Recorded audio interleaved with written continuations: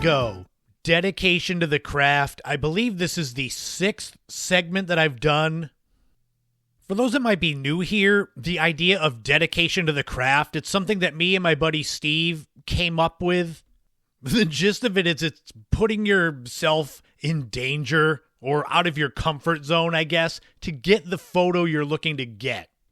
For us, a lot of the time it comes down to going out in perhaps cold weather, windy weather, driving to places people wouldn't normally go, hiking out in the woods to find things. And as I share these adventures on the podcast, I do try to drop a little bit of knowledge, what I have as far as photography goes. I'm not a professional photographer. My buddy Steve is more of that. He actually worked in newspapers and such for photography. Me, I joke that I'm a hack, but I do have a photography book that you can buy. I have a photography shop now on Etsy that I reopened that you heard me talk about a few weeks back. So I do know what I'm doing. I kind of sell myself short as a joke, but I wouldn't do these segments if I didn't think that I could offer something to you out there besides laughs at the stories themselves. And speaking of laughs, so we are going back to November of 2014 and a trip from Cape Cod over to the island of Nantucket, located 30 miles off the Cape Cod coast. I was going to Nantucket to get photos for a book I was writing, a travel guide. It was my 3rd book that was released in 2017. I was so lucky to have a connection at the Massachusetts Office of Travel and Tourism, my old friend Bill D'Souza Mock. Such a good man, a good friend, someone that just wanted to help me, a young author, succeed. So he kind of hooked me up with tickets on the Steamship Authority ferry, allowing me to bring my buddy Steve, to bring his Jeep with him. I kid you not, those of you that know me, that know my history with writing, and I've got 9 books and all that, the only book that I've written that I could say Bill didn't have any influence on was the very first Cape Cod travel guide. And that's only because I didn't know him yet.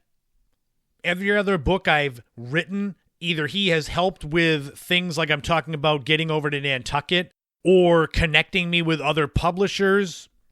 And then these books that I've written have opened the eyes of other publishers. So it's a whole lot. I just want to give him his props, give him his flowers. The main point of this dedication to the craft segment is not just the trip to Nantucket, but where Steve and I were going. He and I are huge lighthouse fans. On the island of Nantucket, there are a few lighthouses. Brant Point, everyone sees that when you come into Nantucket on the ferry. It's one of the most well-known lighthouses in the country. There is Sankaty Head Lighthouse, which is white and red striped right on the golf course, right on the east coast of Nantucket. But the main selling point, really the reason that I was able to get Steve to bring his Jeep over, was the fact that we would be allowed to drive out to Great Point Lighthouse. Great Point Lighthouse is at the tip of Nantucket, and for those of you that aren't familiar with it, it is in a very remote location. Sure, you could try to walk out to it and literally take all day, or you could take an off-road vehicle, a Jeep, something like that. In order to do that, you typically have to have some kind of an off-road pass. This is where Bill came in and hooked us up. We arrived at Nantucket Harbor and immediately took Steve's Jeep and started heading east. In the off-season and outside of downtown Nantucket, it can be very desolate. There's not lots of people, so keep that in mind. So the last bit of civilization, I guess, is a bed and breakfast called the Wawanet. Once you get past that, then what you've got to do is, if you're going off-roading, you've got to deflate your tires some so that you can drive over the soft sand. So we did that, but here's where the dedication to the craft comes in. Steve and I start heading north towards Great Point Lighthouse. To get there, it's more than 5 miles on the soft sand with nobody. There is nobody around. I chatted with my buddy Steve about this trip, and I said, what do you remember about that time we went out to Great Point? And he said it was basically a series of small heart attacks as he worried about his tires either blowing or getting stuck, and knowing that we were in the middle of nowhere. For me, I got to be the passenger. So we're driving, we're going slow. It must have been less than a mile north that we were driving when we noticed something white and fluffy in the dunes. It turned out to be a snowy owl. The best part was me being the passenger. I was able to hop right out of the Jeep, grab my camera, and start snapping photos of this snowy owl sitting in the dunes just looking at us. And by the time Steve would get his camera and get out of the Jeep, the owl had realized what we were doing and it would take off and fly away.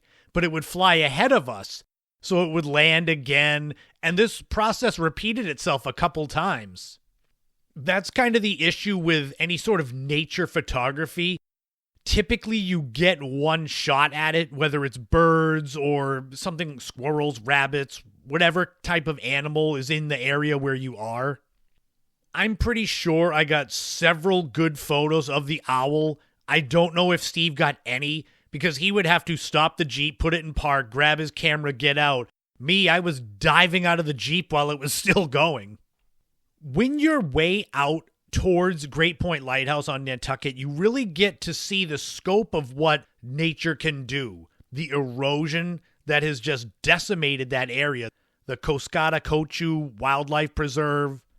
Longtime listeners will remember way back in episode 21, I did a segment about the grounding of the ship Eldia at Nauset Beach in 1984. I mentioned also in that same storm that Great Point Lighthouse on Nantucket, the original, was knocked down and destroyed. The lighthouse that's out there now was built in 1986. The area surrounding Great Point Lighthouse was actually turned into an island for a little while because of that storm. So when you're driving out there and you're close to the lighthouse, there's not a lot of land on either side of you. At one point, the thickness of the beach is only about 200 feet. I remember this day that we went out there, it was chilly, it was cloudy, it was not perfect for photos of a beautiful lighthouse, of the Nantucket landscape, but we were getting a favor done for us by Bill, so it wasn't like I could say, hey, could you pay for us to have a bed and breakfast and then we'll go shoot the lighthouse tomorrow? Sometimes when it comes to photography, photo trips, like I said, you get one chance and you've got to kind of make the best of it. You can do little bits of post-editing, make it brighter, make it a little more colorful, but you've also got to watch out that you don't turn it into some kind of clown show photo. I enjoy Lightroom. I enjoy the Snapseed app. But if I'm looking to sell a photo of mine, sell a print of mine, the photos are basically raw. They might be straightened so they're not shifted to one side so it at least looks normal, or maybe cropped a little, but I keep any edits to a minimum. It's just an integrity thing. There were a few hiccups as we were driving out to Great Point Light. We never got stuck, but we would slow down. And Steve, he did mention a couple times, if we get stuck, where do we go? No cell phone reception. It's the off-season, so you'd have to, walk till you got cell phone reception, and then what? Call AAA to drive 5 miles out in the sand to get you? We'd have had a better chance of lassoing a bunch of seals and having them just swim the Jeep back to Cape Cod. Yes, speaking of seals. So eventually we get out to Great Point Light. We are running around, taking as many photos as possible because we figured this may be the only chance we get to get out there. And looking back 11 years later, it has been.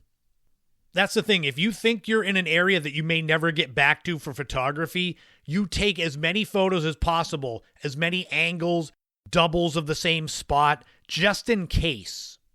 It's better to have 50 photos of the same thing than to have one and it doesn't come out well and you're like, oh man. Great Point Lighthouse is 70 feet tall, and it's the only place on Nantucket that's visible from Martha's Vineyard. Granted, it looks like a little tiny white matchstick, but still, that's impressive. The area around Great Point is also an area, and I mentioned it a minute ago, where seals like to congregate because it's the middle of nowhere. They are not bothered by humans. Steve and I are out there taking photos, and we go around one side of the lighthouse and we look down on the beach, and there's probably 3 dozen seals. Naturally, I took a bunch of photos from a distance, but when I go back and look at them, you can see some of the seals staring over at us, kind of daring us to go over and say hi a little closer. I have dedication to the craft, but I'm not stupid enough to get really close to dozens of seals. I don't think I could fight them all off. And I'm pretty sure Steve wouldn't have rescued me. He'd have remembered me getting all the photos of the snowy owl, and he would have left me there to be destroyed. I make jokes about the dedication to the craft and doing things and going places that put myself in danger, but the reality is it's a lot of calculated risk. There have only been a handful of times in my life as a photographer where I've come out of a situation saying, boy, I shouldn't have done that. So just remember that. Don't be reckless, careful, cautious risk-taking. I hope as I'm going here, I'm trying to give little tips as far as photography goes as I'm telling this story. So I hope some of this stuff actually is useful to you besides laughing. The majority of our trip to Nantucket that day was Great Point Lighthouse. We made it out successfully. We made it back successfully. The rest of that gray day was mainly me going around the downtown area, getting photos of historic homes and historic places that would be in my travel guide. I told Steve that was part of it. That was the catch for him getting to go over there, is that he had to basically be my taxi. When we got done, and before we went back to downtown, I thought this was going to be my last trip to Nantucket and the book would be done. There ended up being another trip, which, what a shame, I had to go back to Nantucket. I said, we can celebrate the finishing of the book. So we went to Cisco Brewers. They're at 5 Bartlett Farm Road, just in case if you're over there, if you want to go. Local beer brewery. So I had this vision in my head. Steve and I would saddle up to the bar. We'd each get a beer, kind of cheers, and yay, celebrate a great trip. So that's what I had in my mind. Cisco Brewery is amazing. We went in there. They had plastic cups, which was smart, save the earth. So we each ordered, I think it was an IPA, nice light colored beer. Steve got his, I got mine, and immediately spilled it on the bar. My dreams of this great moment went up in flames. Although I did manage to get a picture of my beer with the menu in the back with what they had on tap. So I have this photo that looks like it's the perfect moment, but in reality, as soon as I picked the beer up, it was spilled on the bar. Yeah, that was good. When it comes to any sort of road trip, photography trip, the ones I've talked about and many countless others, the getting there and getting the photos is easy. It's the when you're done with the trip and you've got to drive home, that's the hard part. I've had many trips where I've been out there taking photos and suddenly I'm tired and hungry and I'm like, I don't want to go to these last 10 spots, so I'm just going home. Luckily on Nantucket, it was a lot of, you sit on the ferry as you go back. Steve had to drive, so I had to be chauffeured home. In the end, this trip was all about how far away from civilization we went to get the photos we were looking for, run-ins with nature that you can't predict, and a lot of getting lucky with who you know.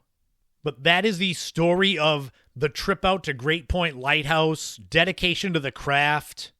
I hope this story time was interesting, and I hope there were a few tidbits that will help you with photography.